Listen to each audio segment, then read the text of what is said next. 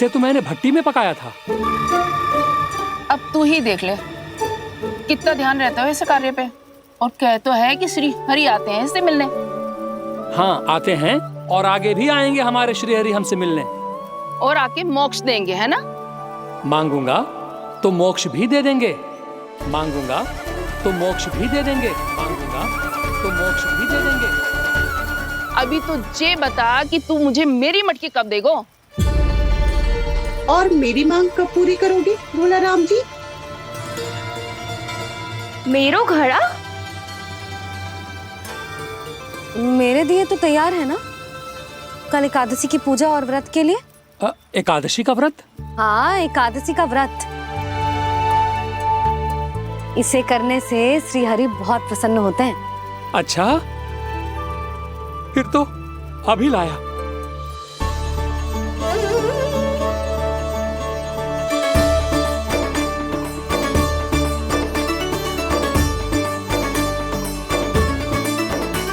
लो जी, आपके दिए।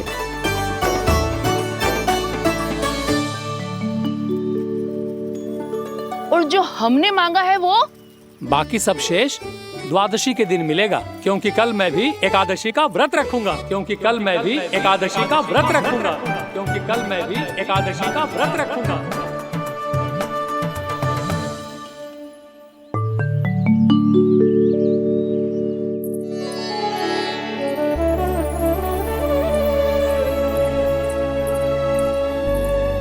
जानकी, फूलों का प्रबंध हुआ कि ना? हाँ भाभी, जे रहे। सदैव विलंब कराती है। पर भाभी इस बार तो फूल समय से ही लाई थी। क्या हुआ जशोदा, अभी तो पूजा की तैयारी ना हुई? देखो ना मौसी, ये जानकी ना कुछ छूट ही जाता है इसके कारण। एकादशी की पूजा और व्रत आते ही जसोदा भाभी इतनी वग्र हो जाती है। ऐसो क्या होगा इस पूजा में?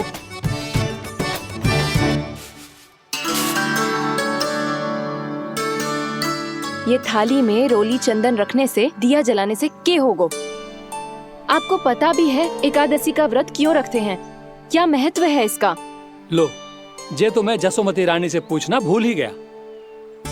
पर हाँ भगवान, मेरे लिए इतना ही पर्याप्त है कि इस व्रत को रखने से मेरे श्री हरि हमसे प्रसन्न हो जाएंगे।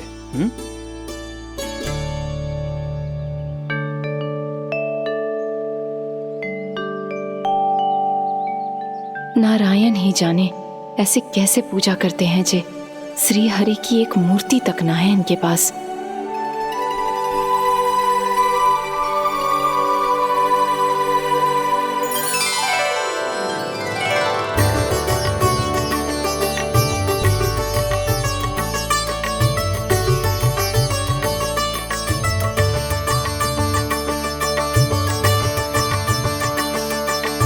प्रभु, न तो मेरे पास मूर्ति है और ना तो इस व्रत के विधि विधान के बारे में मुझे जानकारी है और ना ही मुझे इसके महत्व के बारे में जानकारी है, पर फिर भी मैं करना चाहता हूं।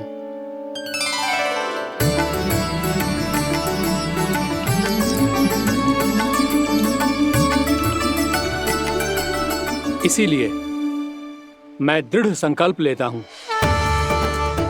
पूरी निष्ठा के साथ, श्रद्धा के साथ और पूरी आस्था के साथ मैं इस व्रत को संपन्न करूंगा।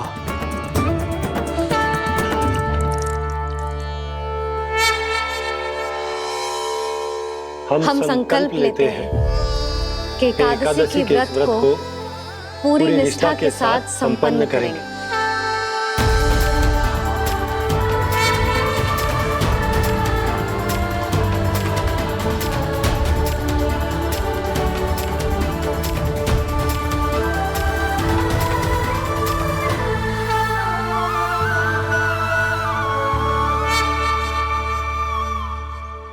तुलसी जी के पत्ते तो हैं ही ना। श्री नारायण को तुलसी जी के पत्ते के बिना भोग ना चढ़तो है। जानकी, तुलसी के पत्ते कहाँ हैं? भाभी, मैं तो कब से यही पूछना चाह रही थी कि तुलसी के पत्ते लाऊं क्या, पर आप तो व्यस्त थी ना।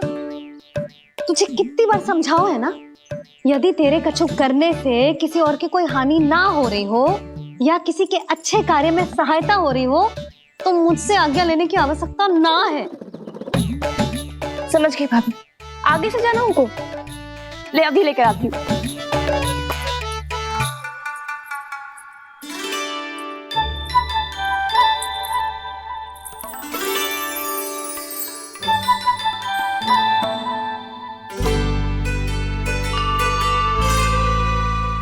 ताऊ, आपने पहले ये व्रत करो है? आपको इसका महत्व पता है? भाभी चल। जानकी, तुमने ये व्रत करो है? फिर तुमको इसका महत्व पता है? सुमति जी, आपको पता है इसका महत्व? कान्हा, क्यों तंग कर रहा है सबको? मैया, सबने करो ये व्रत, मुझे भी करना है।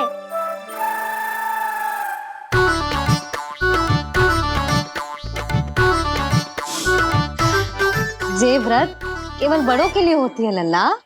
जब आप ये व्रत कर सकती हो, बाबा कर सकते हैं, ये सारी गोपियां कर सकते हैं, बहू भी कर सकते हैं, तो मैं क्यों ना कर सकता? क्योंकि तू कल तक भूखा ना रह पाएगो लल्ला। जब भक्त रह सकते हैं, फिर मैं क्यों नहीं रह सकता? मेरा अर्थ है कि नारायण के भक्त मैया, मैया मान जाओ ना, मुझे करने दो ना ये व्रत। अपनी लल्ला पे आप विश्वास ना है आपको? विश्वास है। अच्छा ठीक है, तू भी कर ले।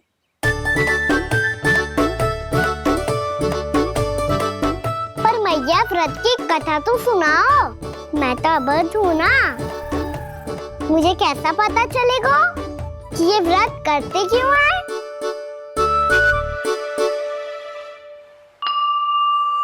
प्रभु, मुझ अबोध को कैसे पता चलेगा कि इस व्रत का क्या विधि विधान होता है और क्यों रखा जाता है और इसका महत्व क्या होता है?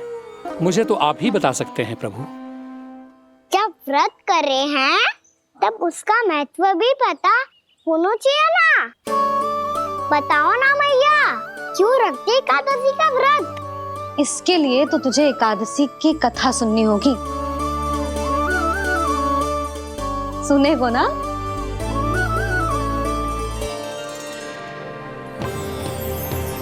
वसुदेव सुतं देवं कंसचाणूरमर्दनम्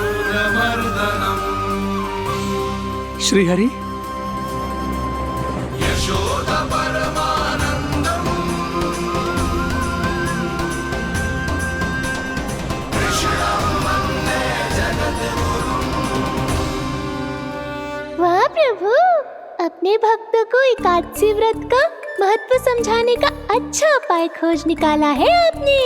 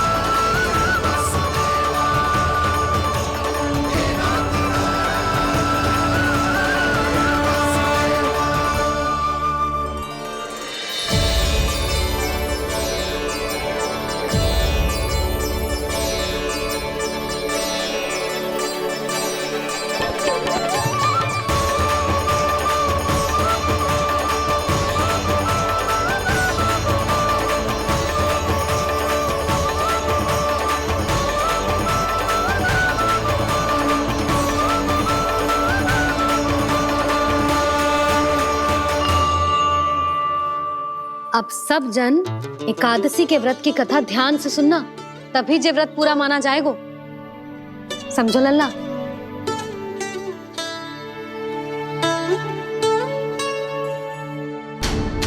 श्री कृष्ण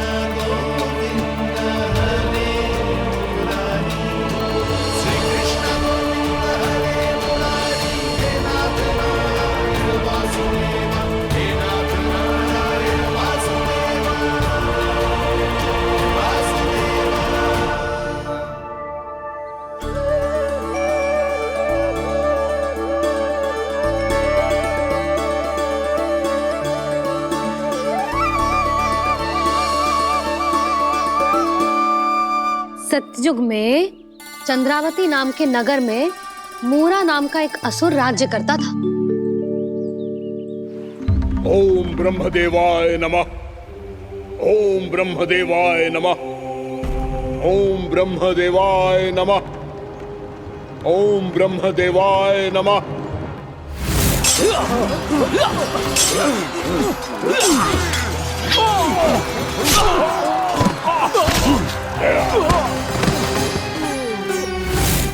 ओम ब्रह्मदेवाय नमः।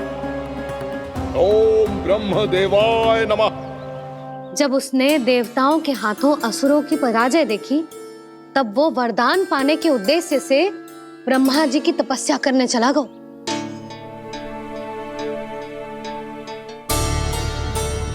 शीघ्र ही मूरा की तपस्या सफल हो गई और ब्रह्मदेव जी उससे प्रसन्न हो गए।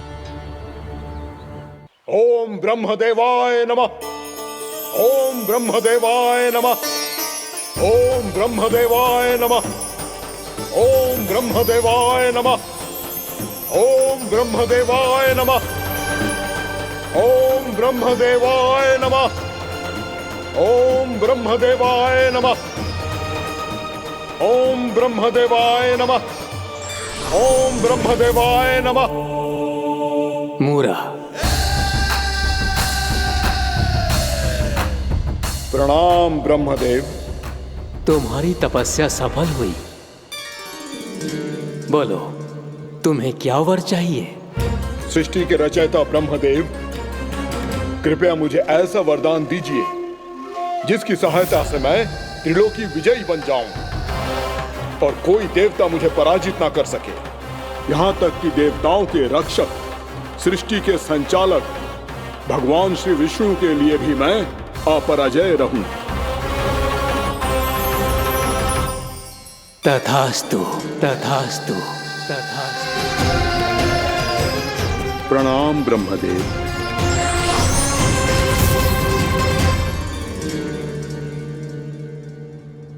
ऐसा वरदान पाकर मूरा बहुत अभिमानी होगा। यक्षों, किन्नरों, यहाँ तक कि देवताओं को भी युद्ध के लिए ललकारने लगा, पर किसी ने भी उसकी ललकार को स्वीकार ना करो, क्योंकि सभी उसकी शक्ति से बहुत भयभीत थे और उसके सामने युद्ध किए बिना ही अपनी पराजय स्वीकार करने लगे और फिर दंभ में आके उसने स्वर्ग लोक पर भी आक्रमण कर दिया और देवराज इंद्र तक को चुनौती दे डाली।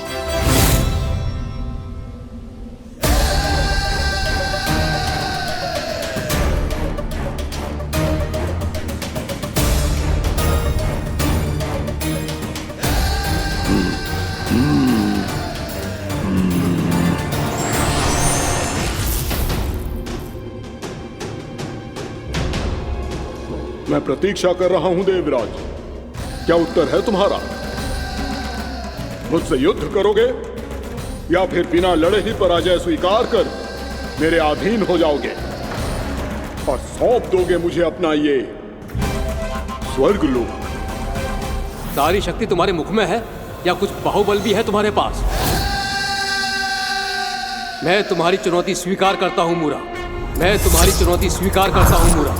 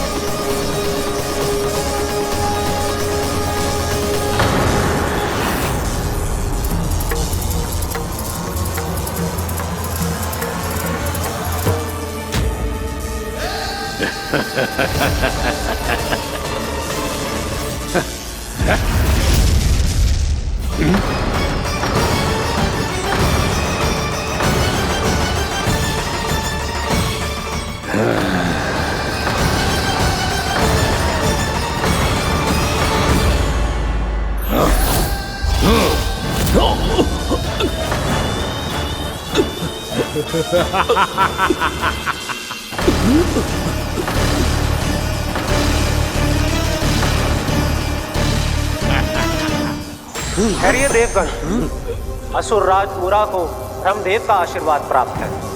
आप में से कोई भी इन्हें पराजित नहीं कर पाएगा।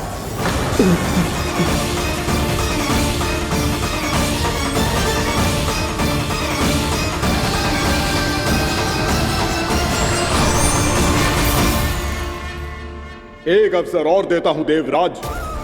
युद्ध या अधीनता, क्या उत्तर है तुम्हारा देवराज?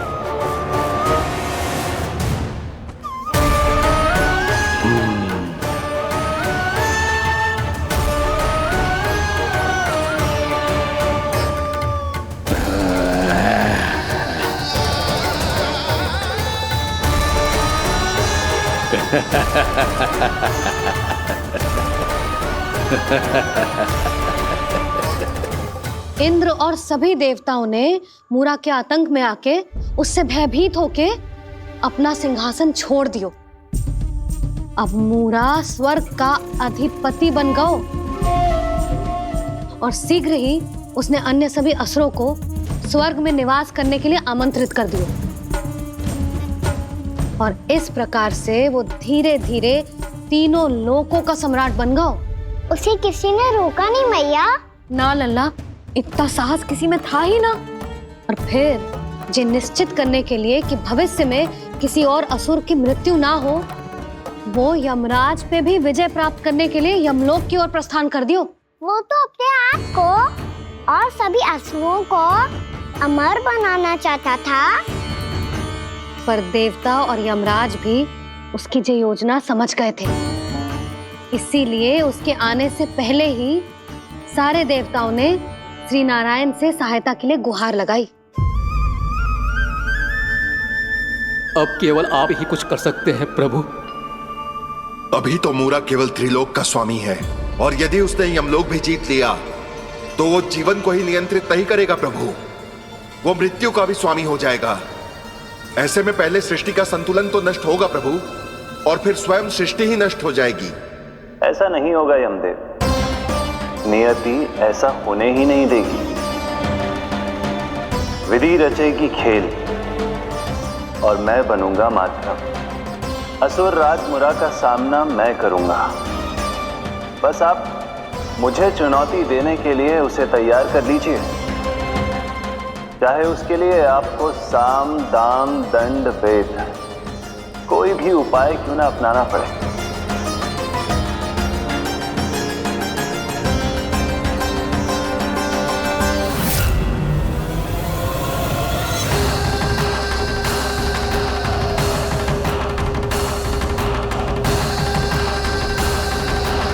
आप तो मेरी प्रतीक्षा में पहले से ही खड़े हैं यमदेव। तब तो आपने मेरी चुनौती के बारे में भी सुना ही होगा। कहिए, क्या उत्तर है आपका? मेरा स्वागत करके अपना राज्य त्यागेंगे या मेरा सामना करके अपने प्राण? असुर राज मूरा का सामना मैं करूंगा। बस आप मुझे चुनौती देने के लिए उसे तैयार कर लीजिए, चाहे उसके लिए आपको साम दाम दंड भेद कोई भी उपाय क्यों ना अपनाना पड़े।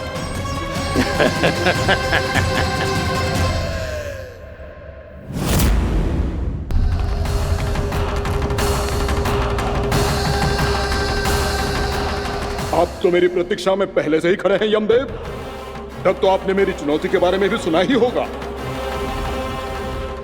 कहिए, क्या उत्तर है आपका? मेरा स्वागत करके अपना राज्य त्यागेंगे या मेरा सामना करके अपने प्राण? हे असुर श्रेष्ठ, मैं आपकी अधीनता स्वीकार करने के लिए तैयार हूं। बस एक विनती है मेरी। शर्त को विनती का नाम देकर बहलाना चाहते हो मुझे यमराज? असुर राज मूरा के सामने शर्त रख पाओ, इतना सामर्थ्य नहीं है तुम में। इसका आभास है मुझे असुरराज, पर मैं आपकी अधीनता स्वीकार करूं इससे पहले आपको स्वामी धर्म का पालन करना होगा। मेरे पुराने स्वामी के क्रोध से मेरी रक्षा करनी होगी आपको। कौन है तुम्हारा पुराना स्वामी? भगवान श्री नारायण। और छोटी माँ, मूरासुर को तो श्री नारायण से भी रक्षा का वरदान प्राप्त था ना? यही तो श्री नारायण की लीला थी बलराम।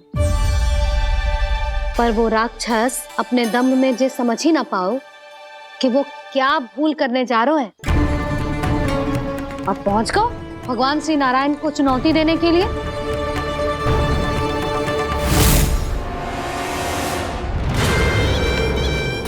वहीं ठहर जाओ असुर राज मुरा।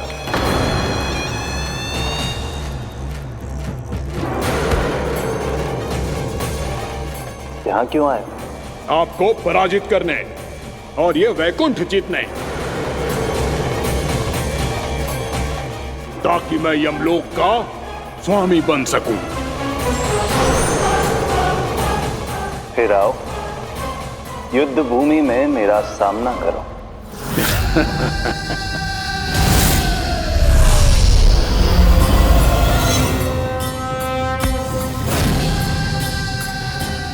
ये नहीं जानते कि इनसे ना हारने का वरदान तो मैं पहले ही प्राप्त कर चुका हूं, इसलिए युद्ध ठीक से आरंभ हो पाए उससे पहले ही इन्हें जीत लूंगा मैं।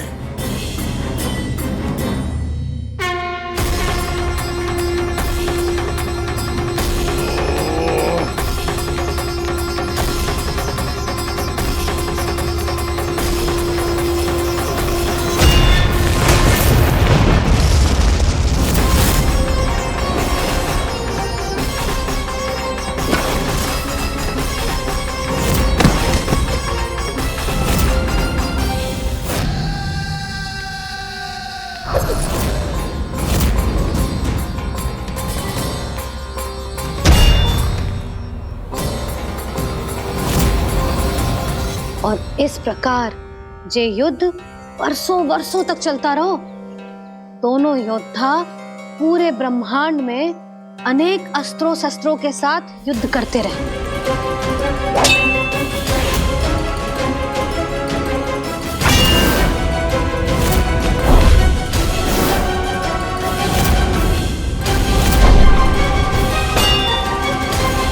फिर क्या हुआ मैया?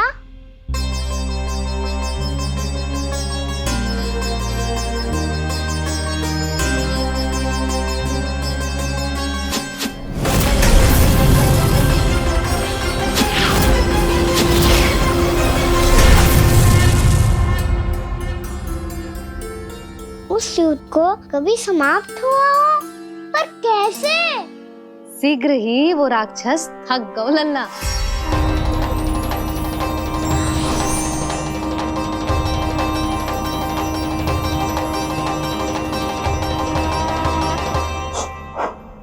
खड़े खड़े देख क्या रहे हैं नारायण? आक्रमण कीजिए, वध कर दीजिए मेरा।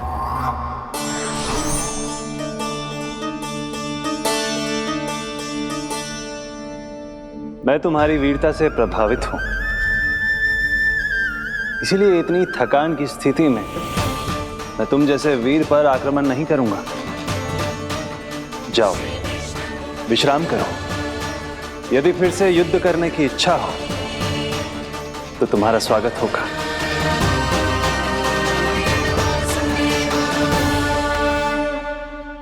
जे कह के श्री नारायण बद्रिका आश्रम चले गए और वहां हिमवत नाम की एक कंदरा में ध्यान लगा के बैठ गए। उधर वो राक्षस विश्राम करने लगो। अनेकों दिन बीत गए और अब वो राक्षस मूरा फिर से स्वस्थ होके बलवान हो गया था। उसने अपनी सारी शक्ति फिर से प्राप्त कर ली थी।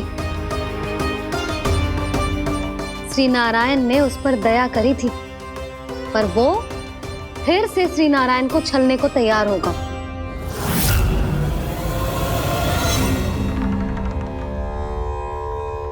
ध्यान में बैठे बैठे श्री नारायण योग निद्रा में चले गए, पर दुष्ट मूरा इसी अवसर का लाभ उठा के उनकी कंदरा में घुस आयो ताकि वो सोते हुए श्री नारायण पे आक्रमण कर सके।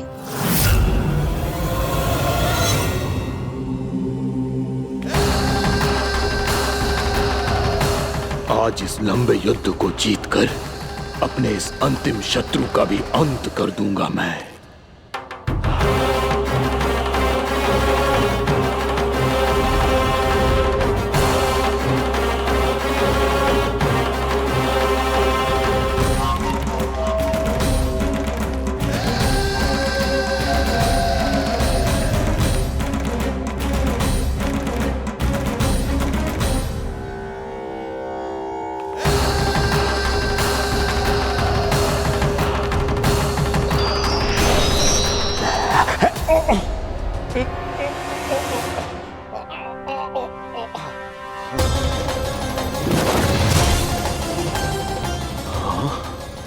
दुष्ट राक्षस!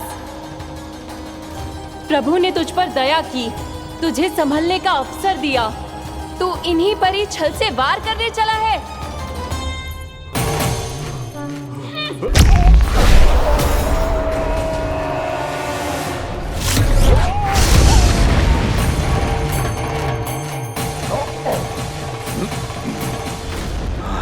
मैं अजय हूँ, मुझे कोई पराजित नहीं कर सकता। ब्रह्मा का वरदान है मुझे। तूने नारायण से अपराजय होने का वरदान मांगा था मूर्ख, उनकी शक्ति से नहीं। ध्यान से देख, मैं तेरी मृत्यु हूँ, मृत्यु।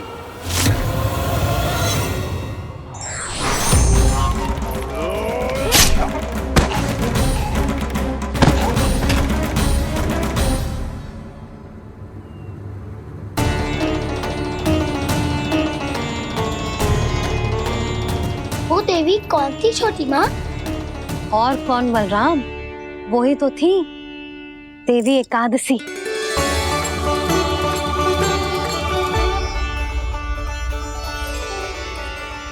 मुझे क्षमा कीजिए प्रभु, आपकी आज्ञा के बिना ही युद्ध करके आपके शत्रु को मृत्यु के घाट उतार दिया। क्षमा नहीं, आपकी तो प्रशंसा होनी चाहिए देवी। असुर राज को मारकर आपने सभी देवताओं को मुक्त करवाया है। इस पापी के अहंकार से तीनों लोकों की रक्षा की है आपने। आप एकादशी की तिथि पर मेरी एकादश इंद्रियों से उत्पन्न हुई हैं। इसीलिए मेरे सभी भक्त आपको उत्पन्न एकादशी के नाम से जानेंगे। सभी तिथियों में आपका स्थान सर्वश्रेष्ठ होगा। जिस तरह आपने राक्षस के आक्रमण से मेरी रक्षा की है, उसी प्रकार एकादशी के दिन व्रत करके जो भी भक्त आपकी कथा सुनेगा, मैं स्वयं उसकी रक्षा करूंगा। जो आपकी पूजा करेगा उसे मेरी विशेष कृपा प्राप्त होगी और उसके साथ साथ उसे मिलेगा धन, सिद्धि और मोक्ष।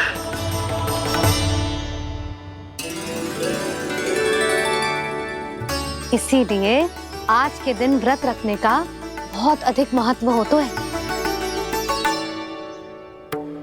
बोलो एकादशी मैया की जय। बोलो श्री नारायण भगवान की जय।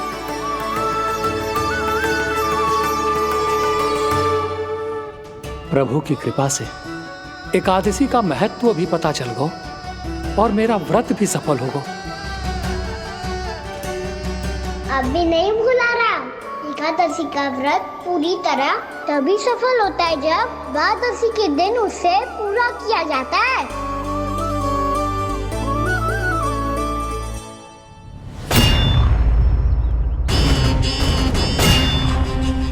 आवश्यक है आपको यह आभास होना कि उस विष्णु अवतार को पराजित करने के लिए आपके साधारण योद्धाओं में वो सामर्थ्य नहीं है। वो विष्णु अवतार कुछ अधिक ही असाधारण है।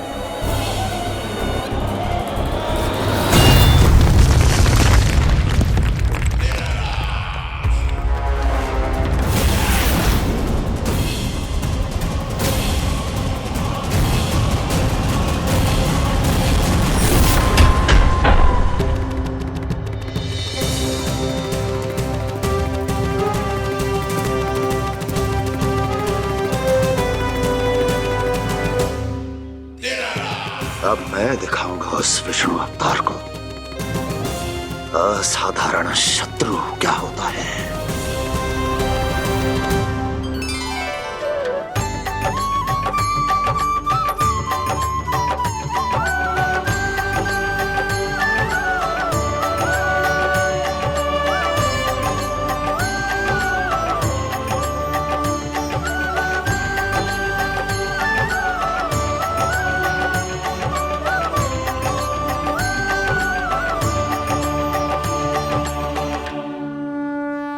मामा अधीर हो रहे हैं, पर मैया ने मुझे अभी तक बाहर जाने की आज्ञा नहीं दी है। अभी उन्हें किसी और राक्षस को यहाँ भेजने से रोकने के लिए मुझे ही कुछ करना होगा।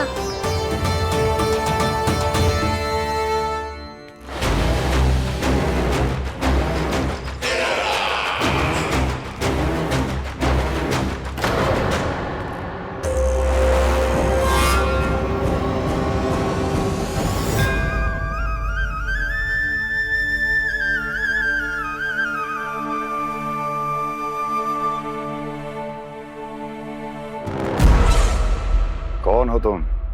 बचपन से ही मुझे मारने का सपना देख रहे हैं, फिर मुझे ही नहीं पहचानते।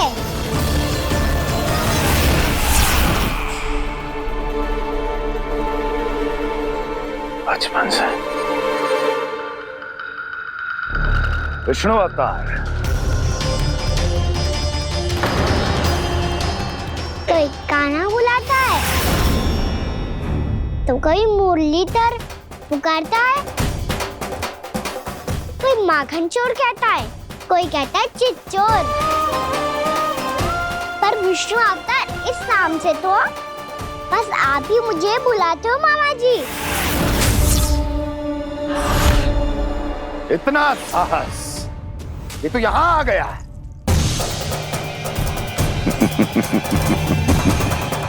यहाँ आ तो गया तू विष्णु अवतार, किंतु यहाँ से जीवित नहीं जाएगा।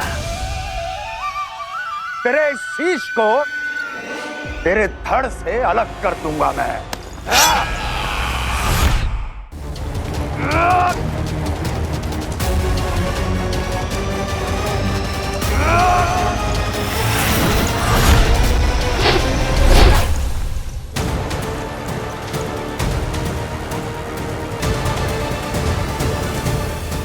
कहाँ देख रहे हो मामा जी? मैं तैयार हूँ।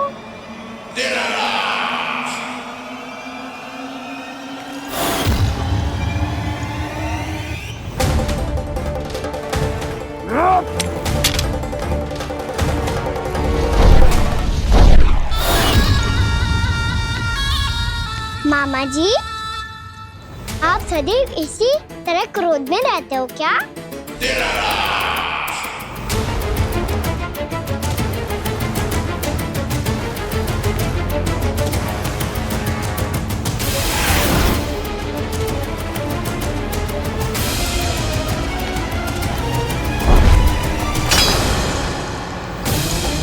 छोड़, छोड़ मेरी तलवार को। छोड़ो तो तब जब पकड़ा हूँ।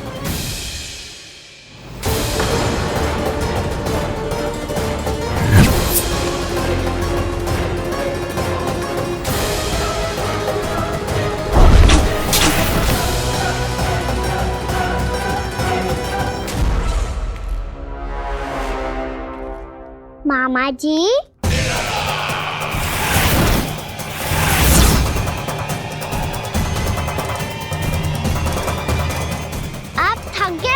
थोड़ा विश्राम कर लो। आपका तो पता नहीं, मैं अवश्य थक गया हूँ।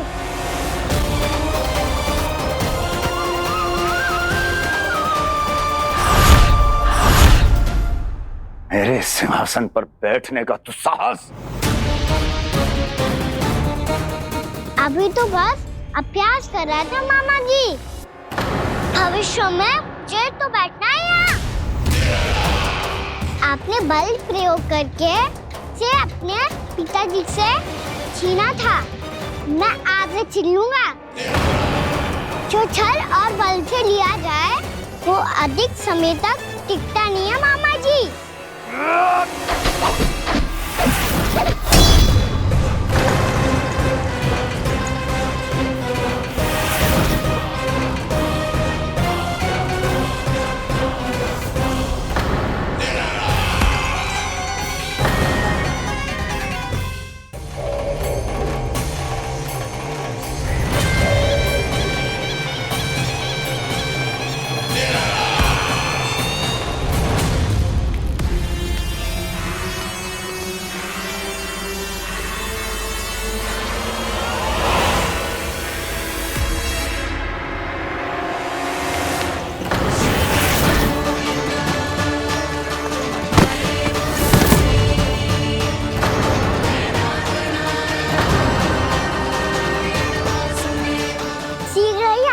सिंहासन छोड़ना होगा।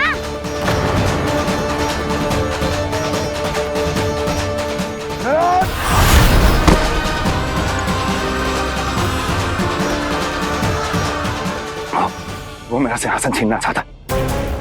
वो आ रहा है, वो आ रहा है। सैनिकों! दुर्जन, बंद कर दो सभी द्वार और दरों के, सब के सब। इसकी हर संभावना पर इतना कड़ा पहरा बिठा दो कि ना तो कोई महल के भीतर आ सके, ना कोई बाहर जा सके। मुझे महल की चप्पे चप्पे की सूचना चाहिए। जाओ।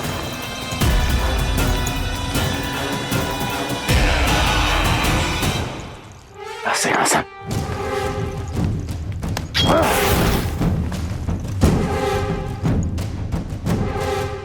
अब आ, दुष्ट मायावी, ए छलिया विष्णु अवतार, मैं कंस तेरी प्रतीक्षा कर रहा हूं। आ, देखता हूं मेरे सिंहासन पर कैसे बैठता है तू। आ, मुझे तो बस कुछ समय चाहिए था, वो मिल गया। अब करते रहिए आप प्रतीक्षा।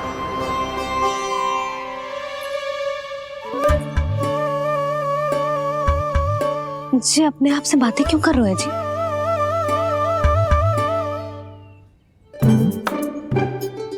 आप मुस्कुरा क्यों रहे हो? ना कछु ना। बताओ क्यों मुस्कुरा रहे हो? तुम ही पर गए जी। जब तुम व्रत करती हो तो तुम भी ऐसा ही करती हो। इसी प्रकार भूख अधिक लगने पर अपना ध्यान भटकाने के लिए स्वयं से ही बड़बड़ाती रहती। होगा। आपको तो बस मेरा उपहास उड़ाने के लिए बहाना चाहिए।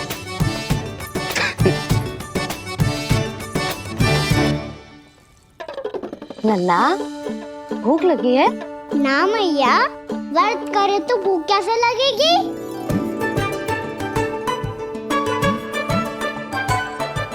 यदि लगी हो तो छोटे बालकों को थोड़ी बहुत भूल चूक क्षमा होती है।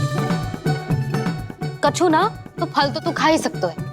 अब तो पूरे नियम और विधि विधान से व्रत तोड़ूंगा। कल द्वादशी के सुबह मुहूर्त के अनुसार। ठीक।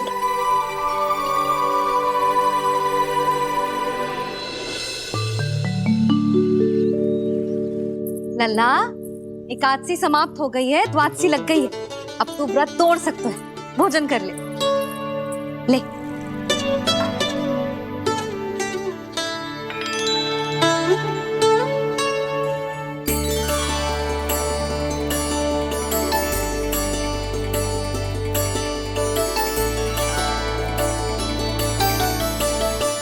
आज तो कार्य कर लीजिएगा। मैं ना चाहती कि सब गांव वाले फिर से आपका उपहास उड़ाएं। अरे, इसी क्षण कार्य आरंभ करना आवश्यक ना है। कुछ खा तो लो। कल भी पूरे दिन व्रत में रहे, अब तो कुछ खा लो। ना, अभी बिल्कुल भूख ना है। और हाँ भगवान, तुम्हें चिंता करने की आवश्यकता नहीं है। आज मैं किसी को भी 2 शब्द कहने का अवसर नहीं दूंगा। अरे, कुछ खाओगे पियोगे नहीं तो कैसे रहोगे?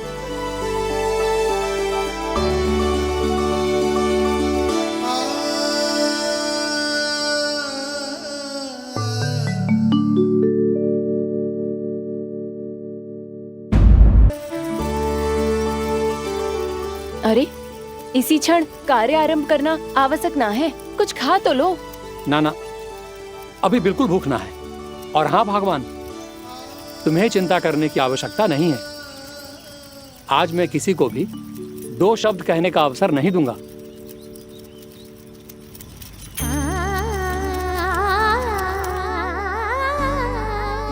ठहर, मैं तेरे लिए मट्ठा लेके आती हूँ। व्रत के बाद पीने से पेट ठंडा रहता है। रुक।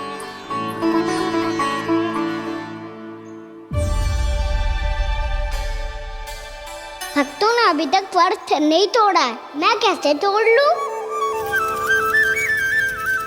भूख कहाँ से होगी? श्री हरि नाम से पेट तो भर लेते हो। श्री हरि, श्री हरि, श्री हरि।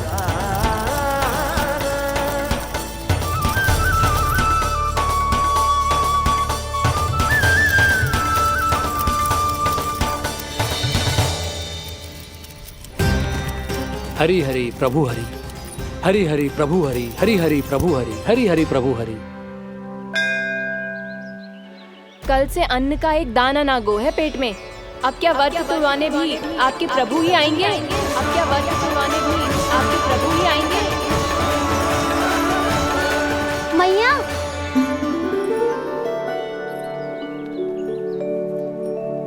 मैया पहले व्रत तोड़ के कच्चू खा तो लो। अभी ना, लौट के आने के बाद। हाँ,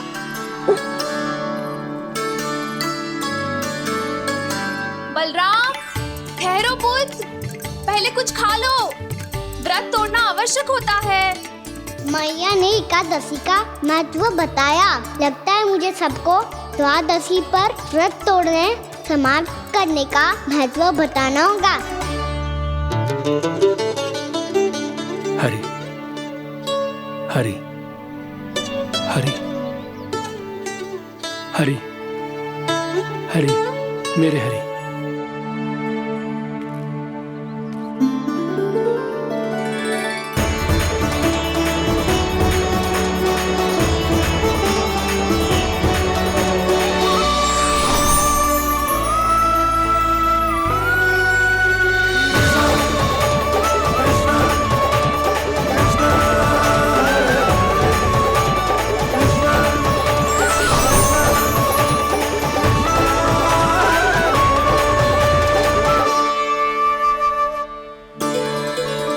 अभी अभी तो मैंने बच्चों की मां को वचन दिया था कि आज किसी को शिकायत करने का अवसर ना दूंगा, और अब मैं प्रभु श्री हरि की कल्पना जसोमती रानी के लल्ला में ही करने लगा। ना ना, ये ठीक ना है।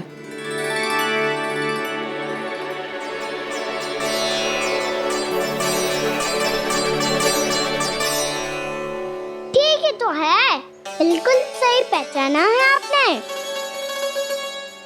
बड़े तो बड़े, अब तो बालक भी हमारा उपहास उड़ाने लगे। मैं आपका उपहास नहीं उड़ाने आया, मैं तो आपके एकादशी के व्रत को पूरा कराने आया हूँ।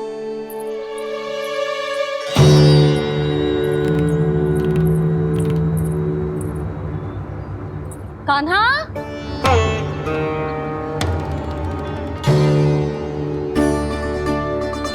तो ये रे आपकी छड़ी और ये रे मेरी पीठ।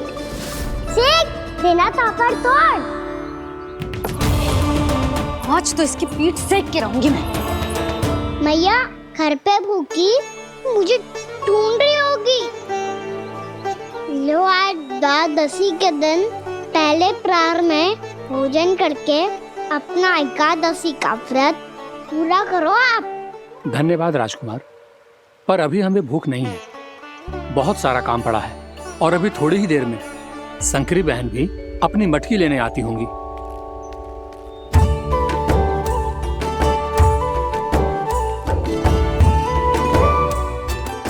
पर मैं आपका व्रत पूरा कराए बिना नहीं जा सकता।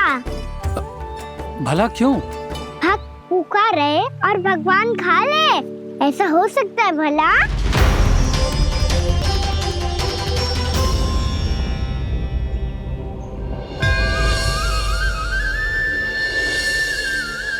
ये कैसा भ्रम हो रहा है मुझे लगता है अपना काम करना चाहिए। द्वादशी के पहले प्रहर में व्रत पूरा करना बहुत आवश्यक होता है, ना तो एकादशी का व्रत भी पूरा ना मानो जातो। इतनी सारी ज्ञान की बातें तुम्हें कैसे पता है लल्ला?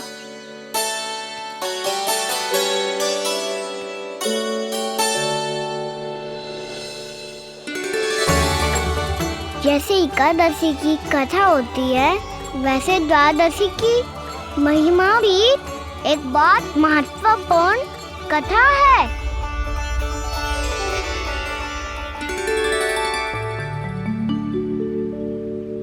कैसी कथा?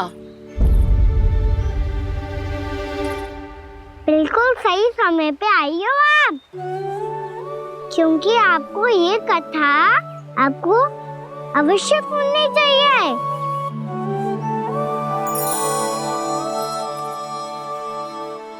मुझे क्यों?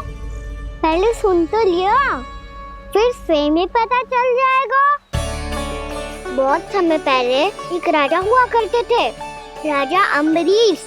भगवान श्री हरि के बहुत बड़े भक्त हैं।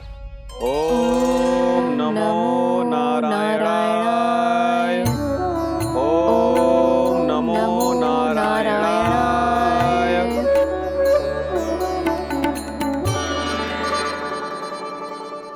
नेक पुण्य के काम करते थे वो। अपनी पत्नी के साथ हरि का नाम जपते रहते थे। उन्होंने 12 माह एकादशी का व्रत करो, निर्जल पास किया, और जब उनकी 12वीं एकादशी का व्रत द्वादशी के दिन तोड़ने का समय हुआ, तभी महर्षि दुर्वासा अपनी 100 शिष्यों के साथ उनके महल में पधारे। प्रणाम स्वीकार करें महर्षि। आप जैसे महान ऋषि मेरे राज्यसभा में आए, वो भी ऐसे अवसर पर जब मैं और मेरी पत्नी निरंतर 12 एकादशियों के बाद अंतिम एकादशी का व्रत तोड़ेंगे। इससे बड़े सौभाग्य की क्या बात हो सकती है हमारे लिए। आज आपके साथ साथ मेरा और मेरे शिष्यों का एकादशी व्रत भी पूरा होगा। संभव है प्रभु की इच्छा यही हो कि हम सब अपना व्रत एक साथ तोड़ें। ये तो अत्यधिक प्रसन्नता की बात है महर्षि। तो फिर ठीक है, हम सब यात्रा से थके हैं। व्रत तोड़ने से पहले हम स्नान करना चाहते हैं। जैसी आपकी इच्छा महर्षि। जब तक आप लोग लौटेंगे तब तक आपके सारे प्रबंध यहाँ हो चुके होंगे।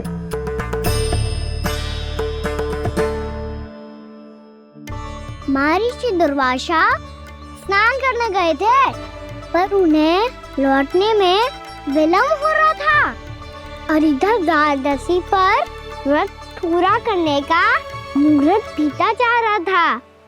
महाराज अमरेश बड़ी विरगता के साथ महर्षि दुर्वासा के लौटने की प्रतीक्षा कर रहे थे।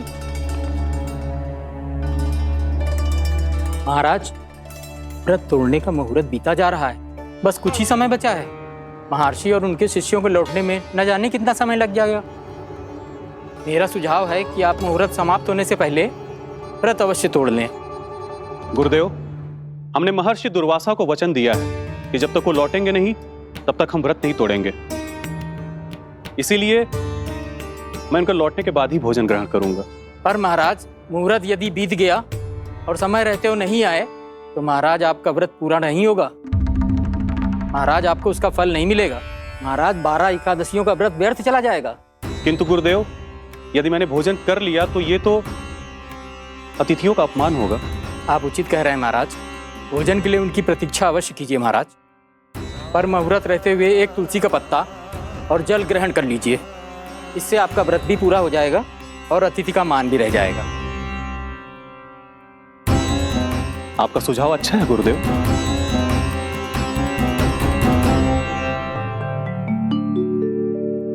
जैसे ही महाराज ने तुलसी का पत्ता खाया, वैसे ही महर्षि दुर्वासा लौट आए। महाराज,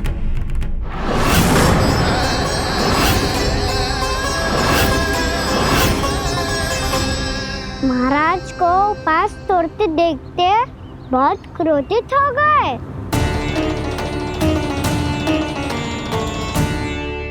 बहुत बड़े भक्त हैं आप, परंतु आप ये नहीं जानते अपने अतिथियों के साथ कैसा व्यवहार करना चाहिए। आपने हमें साथ भोजन करने का वचन दिया था, पर अपना व्रत क्यों तोड़ा आपने? महर्षि, मैंने भोजन नहीं ग्रहण किया। कहीं मुहूर्त न निकल जाए इस कारण मैंने एक तुलसी का पत्ता ग्रहण कर लिया। 56 भोग खाया हो या एक पत्ता, अपना व्रत तोड़कर अतिथियों का अपमान किया है, मेरा अपमान किया है। अब आपको दंड भोगना होगा ताकि आप सीख पाएं कि अतिथियों के साथ कैसा व्यवहार होना चाहिए। महर्षि, आप जो भी दंड मुझे देंगे मुझे स्वीकार है, किंतु आप क्रोधित मत होइए। क्रोध का कारण आपने दिया है महाराज। एक महर्षि का अपमान करके राक्षसी प्रवृत्ति का परिचय दिया है आपने। इसीलिए अब एक राक्षसी आपको दंड देगी।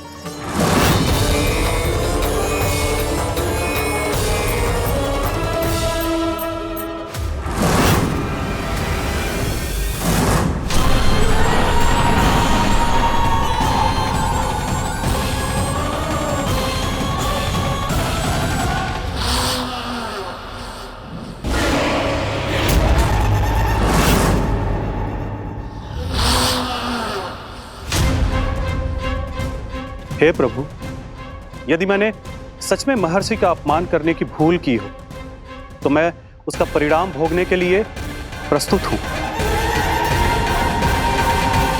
ओम नमो नारायणाय, ओम नमो नारायणाय नमः। महर्षि दुर्वासा को यह आभास ही नहीं था कि महाराज अम्बरीश ने उनका अपमान नहीं किया था। फिर भी उसे अपमान मान के वो श्री नारायण के भक्त पे संदेह कर रहे थे। मैंने भी तो भोला राम की भक्ति पे संदेह किया था। हे नारायण, ये क्या पाप हो गया मुझसे। संदेह किसी अपमान से कम ना हो तो, और भगवान सब सह सकते हैं, पर उनके प्रिय भक्तों का अपमान सहन ना कर सकते। इसीलिए उन्होंने हस्तक्षेप करने का निर्णय लिया।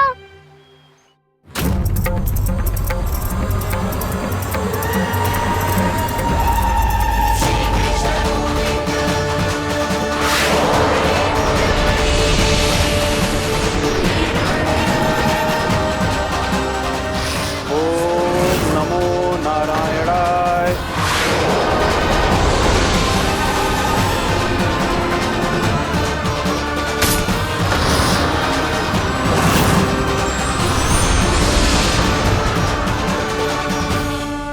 और फिर भगवान का वो सुदर्शन चक्र महर्षि दुर्वासा के पीछे पड़ गया। ये चक्र तो मेरी ओर बढ़ रहा है। ओम नमो नारायणाय। ये कैसे संभव हो सकता है? कोई रोको इसे, कोई रोको इसे।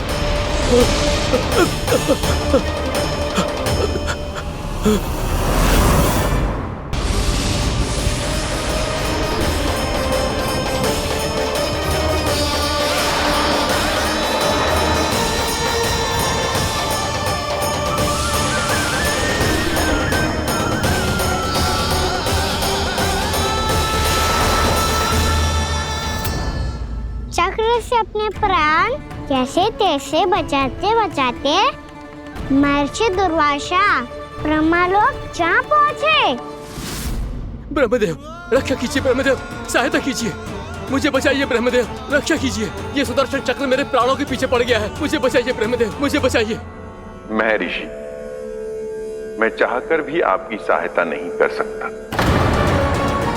ऐसी स्थिति में यदि कोई कुछ कर सकते हैं तो वो है सुदर्शन चक्र के स्वामी विष्णु, क्योंकि सृष्टि में केवल वही है जो इसे नियंत्रित कर सकते हैं। वो ही इसे वापस लौटने का आदेश देकर आपके प्राणों पर छाए हुए संकट को दूर कर सकते हैं। किंतु हां, मैं सुदर्शन चक्र से इतना अवश्य कहूंगा कि जब तक आप विष्णु लोक में पहुंच नहीं जाते, वो आपको किसी भी प्रकार की हानि ना पहुंचाए। आपका बहुत बहुत धन्यवाद, आपकी सदा ही जय हो।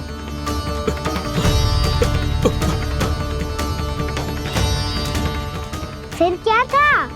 भागते भागते महर्षि दुर्वासा सीधे भगवान श्री हरि के शरण में बैकुंठ पहुंच गए। त्राहिमाम प्रभु, त्राहिमाम, मुझे बचाइए, मेरी सहायता कीजिए प्रभु, मेरी सहायता कीजिए। मैं आपके इस चक्र और ऊर्जा से नहीं भाग सकता प्रभु, कृपया करके अपने सुदर्शन को रोकिए, इसे वापस लीजिए प्रभु।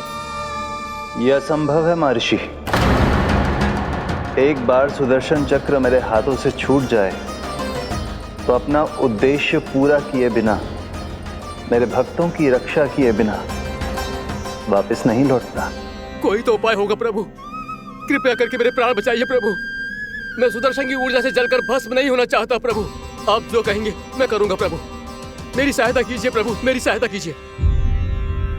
मुझे नहीं लगता कि आप वो कर पाएंगे। मैं अवश्य करूंगा, मैं अपनी प्राण रक्षा के लिए कुछ भी करूंगा प्रभु।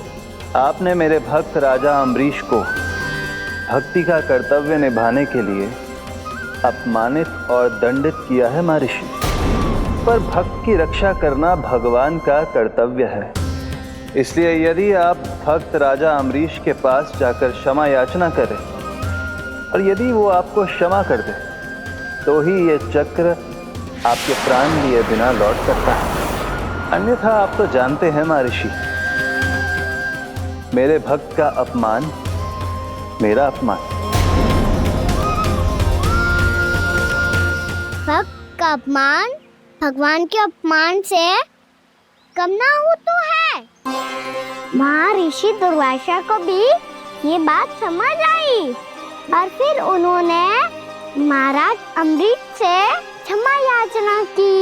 महाराज महाराज महाराज महाराज महाराज मुझे क्षमा करें महाराज, मुझसे बहुत बड़ी भूल हो गई महाराज, मुझसे बहुत बड़ी भूल हो गई महाराज। महर्षि, आप हमारे चरण छुए ये उचित नहीं। महाराज महाराज अम्बरीश, आप नारायण के सच्चे भक्त हैं। मैंने आपको अपमानित किया, दंडित करने का प्रयास किया महाराज। इस अपराध के लिए मुझे क्षमा कीजिए महाराज और इस सुदर्शन चक्र से मेरे प्राण बचाइए महाराज।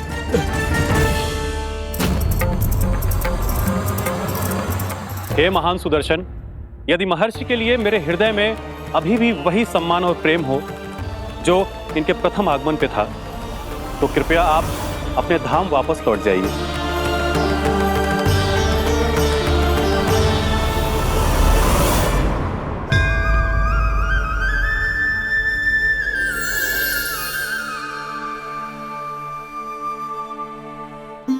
आपका बहुत बहुत धन्यवाद महाराज अम्बरीश।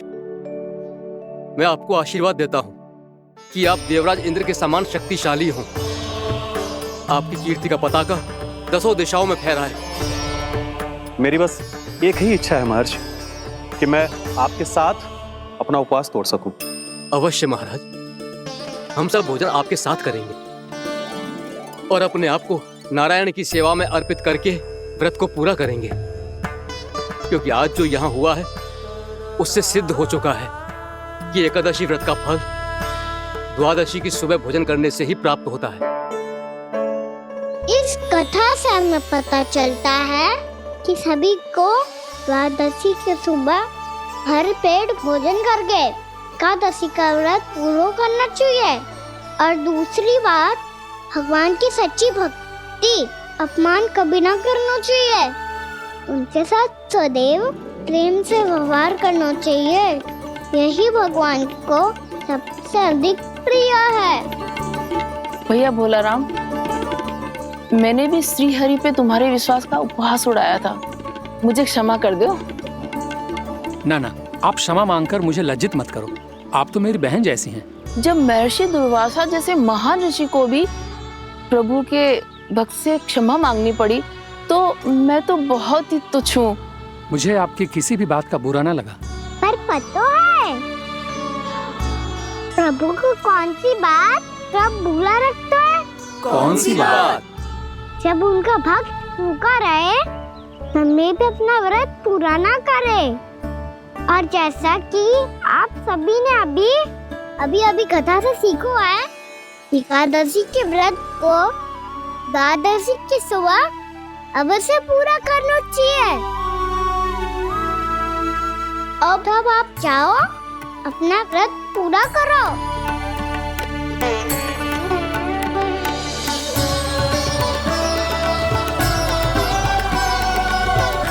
मैं आपके लिए जल लेके आती हूँ।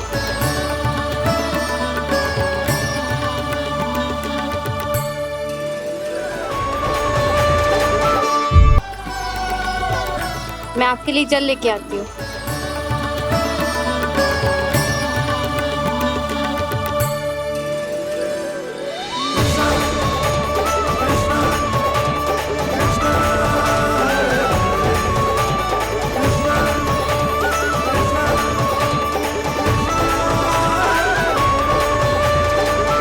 लो खाओ।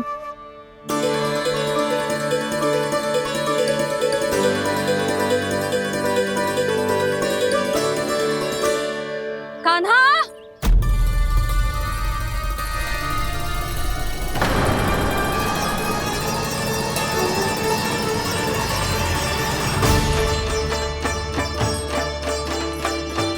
बोलो काका, इधर ही छुपा लो मुझे, मैया आ रही है, बहुत क्रोध में लगती है।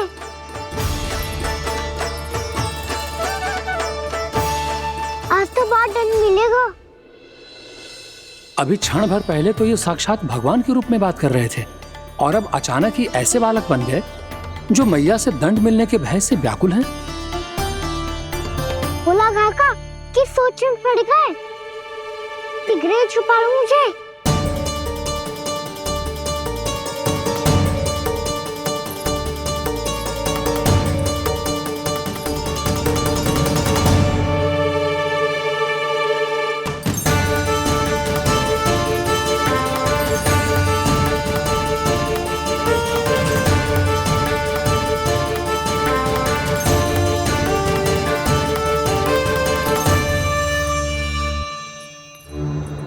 भोलानाथ जी, कान्हा को देखो है क्या? मैंने तो अपने प्रभु को देखा है। मैं अपने लल्ला को ढूंढ रही हूँ, उसे देखो है आपने? वही तो मैं भी कह रहा हूँ जसोदा रानी, मैंने सिर्फ और सिर्फ अपने प्रभु को देखा है। ये तो अब भी अपनी भक्ति में ही खोया हुआ है, इससे पूछ के कछु लाभ ना है, मुझे ही ढूंढना पड़ेगा।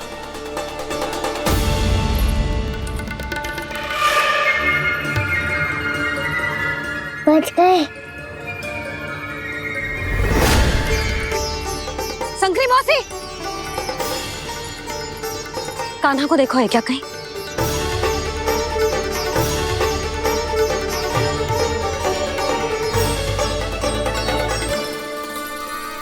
बोला काका मुझे शीघ्र निकालो ना यहाँ से, मैया फिर से इधर ही आ रही है। सब कहते थे श्री हरि मेरे घर ना आ सकते। देखो आज प्रभु आ गए, उन्होंने अपने हाथ से मेरा व्रत पूरा कराया। हाँ आते हैं और आगे भी आएंगे हमारे श्री हरि हमसे मिलने और आके मोक्ष देंगे, है ना?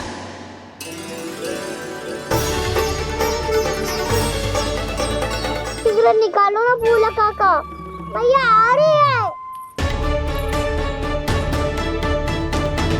मैं ना निकालूं? मेरा अर्थ है मैं निकालूंगा, अवश्य निकालूंगा, पर तब तक नहीं निकालूंगा जब तक आप मेरी सारी बातें मान नहीं लेते हैं। कौन सी बात? प्रभु मुझे मोक्ष प्रदान कर दीजिए प्रभु। तथास्तु। ना ना ना प्रभु, मेरे साथ साथ मेरे परिवार को भी मोक्ष दे दीजिए। तथास्तु।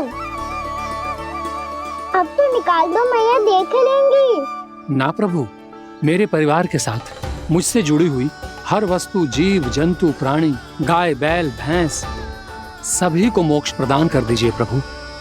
तथास्तु। प्रभु आप सच में अद्भुत हैं। मैंने जो मांगा आपने बिना सोचे समझे सब प्रदान किया। मैं ही अपनी मांगे बढ़ाता रहा। प्रभु प्रभु मुझे क्षमा कर दीजिए, प्रभु मुझे क्षमा कर दीजिए।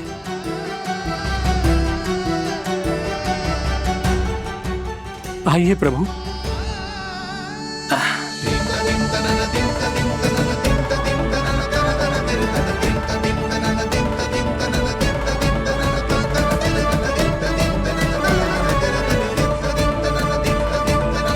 प्रभु आप तो प्रभु हो, हरि हो, भगवान हो।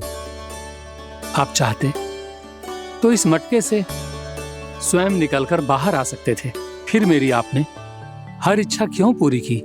क्योंकि मेरे भक्त की इच्छा पूरी करने में मुझे भी प्रसन्नता मिलती है। ना तो मैं अपने भक्तों का अपमान सह सकता हूँ और ना ही उनकी इच्छा अधूरी रहने दे सकता हूँ।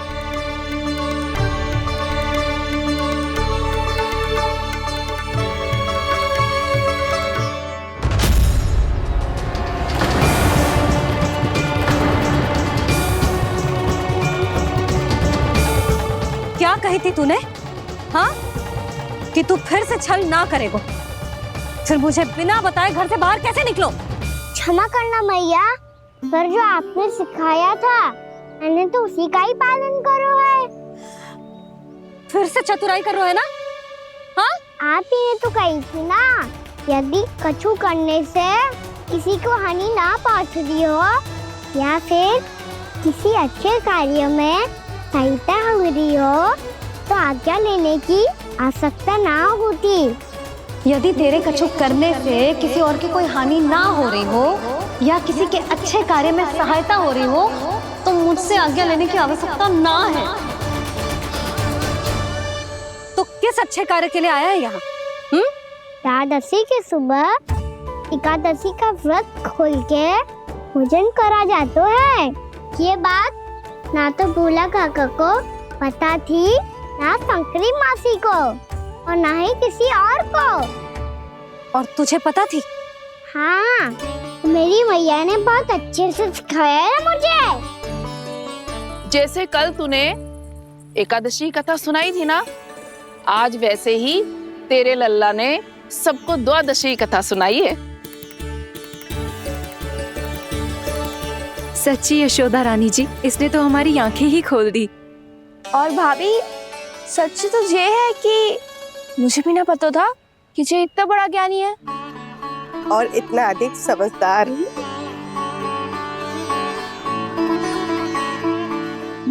द्वादशी की कथा?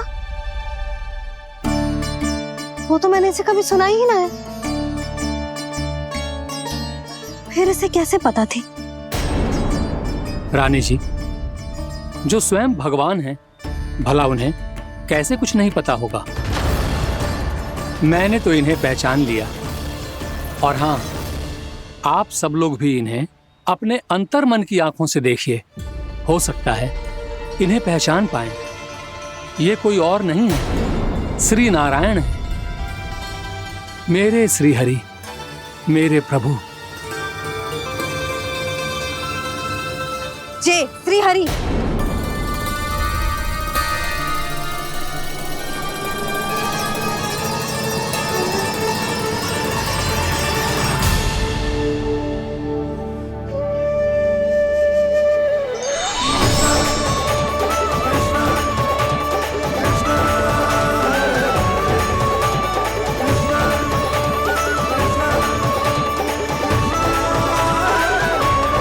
ये क्या कर दिया भोला?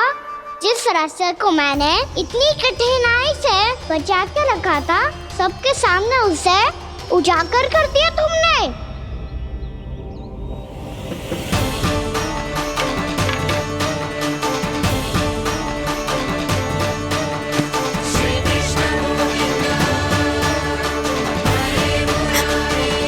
नारायण,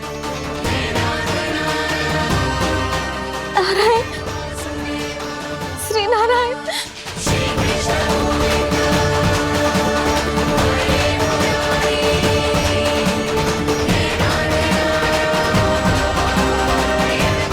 श्री नारायण।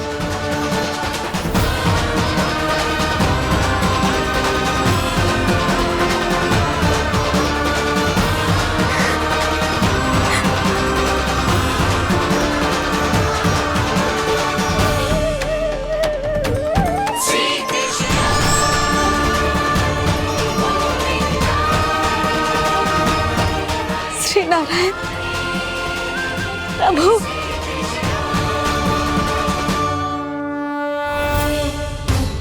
जिस रास्ते को इतने यत्न से संभाल के रखा था, आज वो सबके सामने खुल गया। और तो और मेरा भेद मैया को भी पता चल गया। बाबा सब कहते रहे, पर मैंने एक न मानी। सबने कही थी कि आप भगवान हैं, पर मैं मूर्ख आपको पहचान ही ना पाई। कितनी अभागी हूं मैं।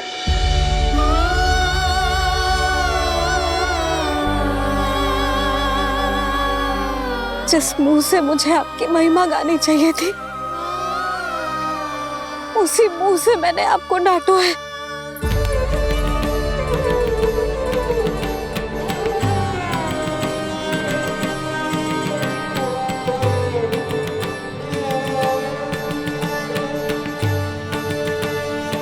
जिन हाथों से मुझे आपके चरण छूने चाहिए थे, उन हाथों से मैंने आपके कान पकड़े।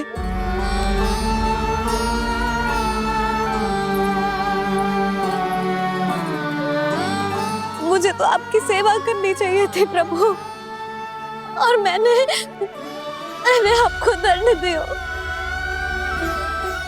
आपको घर से बांध दियो।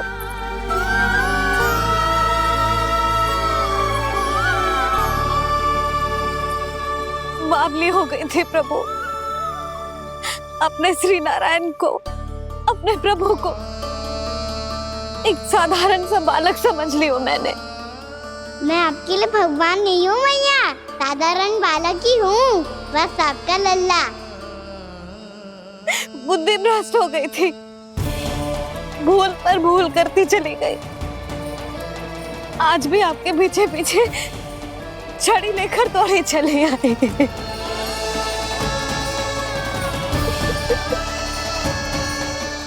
अपने आप को दोष मत दो मैया, आपके ममता के लिए तो जन्म लिया है मैंने, हमारा से मन बदलने मत दो।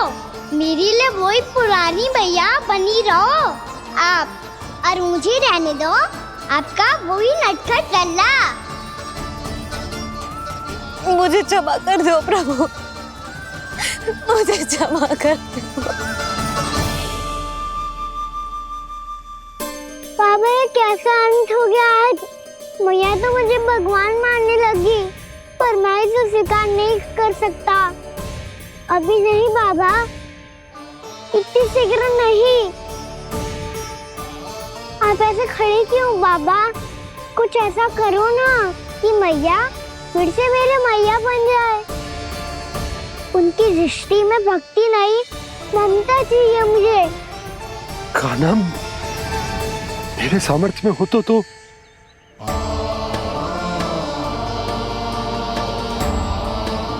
दाऊ, आप तो बड़े भाई हो, अपने छोटे भाई की सहायता करो ना, जिससे मैया सब कुछ भूल जाए। मैं क्या कर सकता हूँ कान्हा? कोई तो सहायता करो मेरी।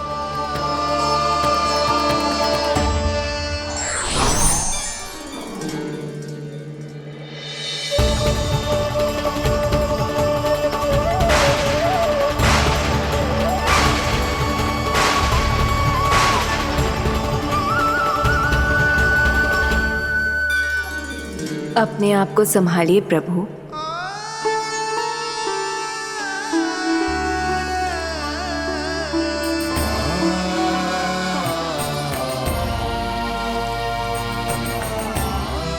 देखो ये क्या हो गया, भैया को सब पता चल गया। अभी तो मुझे मैया की ममता का शौक बुरी तरह हिला ही नहीं था। योग माया,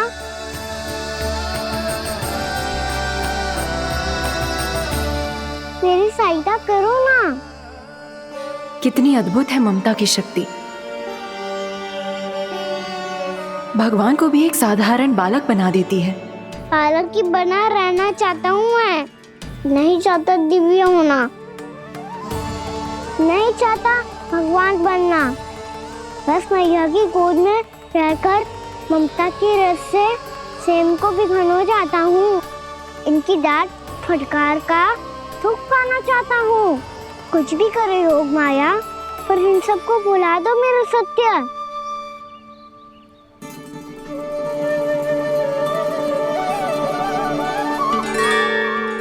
पर इन्हें तो मोक्ष का वरदान मिल गया है प्रभु,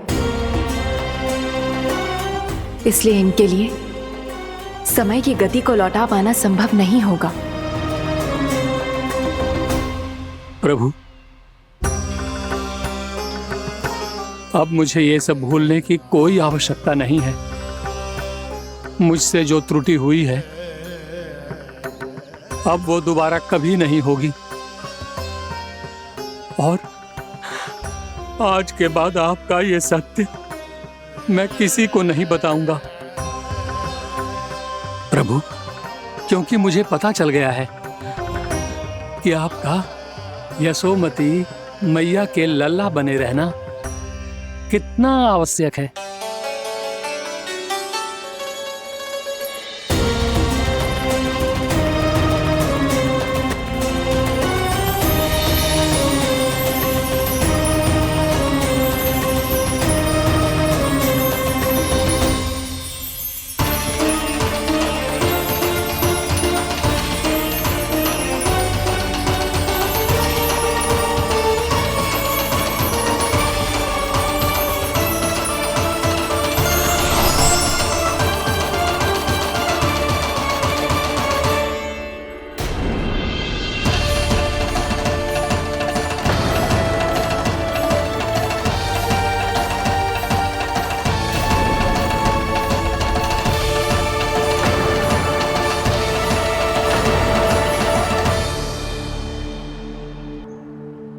मैया आपकी छड़ी। पहले चुपके से भाग जातो है, फिर स्वयं ही छड़ी भी पकड़ा रो है? नटखट कहीं का। हंसी आ रही है? अरे किस बात पे इतनी हंसी आ रही है रे? हाँ?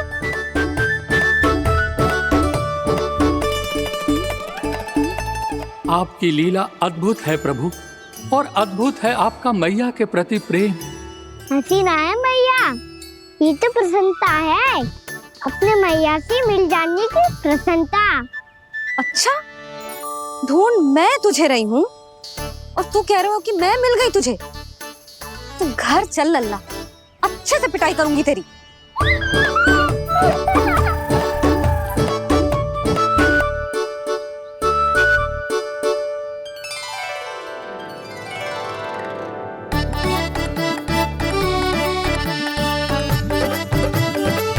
जब पिटाई से गाल लाल होंगे ना तेरे, तब हंसी बंद होगी तेरी। चल।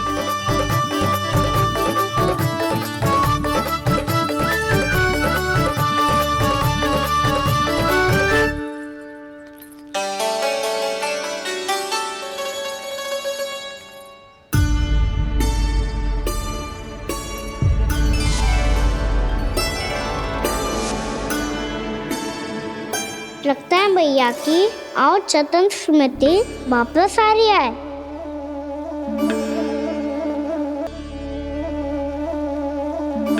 यशोदा, क्या होगो?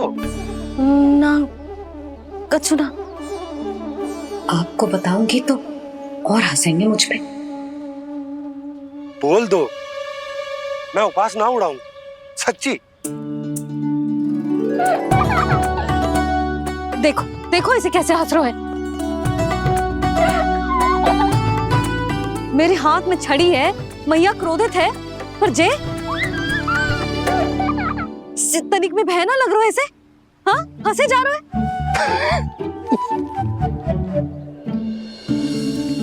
दोनों बाबा लल्ला एक जैसे हो। चल तू, चल चल। दाऊ, आप तो बड़े भाई हो, अपने छोटे भाई की सहायता करो ना, जिससे मैया सब कुछ भूल जाए। सुबल, तू कच्चू खा क्यों ना रो है? व्रत ही करना था तो बलराम के जैसे कल कर ले। तो कल तो एकादशी भी थी। खाना के बिना कछु करने का मेरा मन ही ना कर। तो बात तो सच्ची है, उसके बिना गोचारण भी ऐसा लगता है जैसे कितना भारी कार्य है, व्यवस्था में करना पड़ता है। सही कह रहे हो तुम दोनों। मैं तो गोपालक भी इसलिए बना था ताकि कान्हा के संग खेलने को मिल जाए। बलराम तो हमारा सगा कम और मुख्य अधिक है।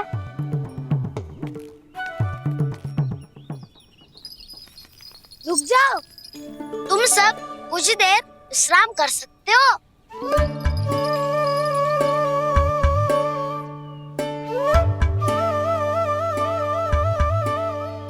तू बोल। ना मैं ना बोलूंगा, तुम दोनों ही बोलो।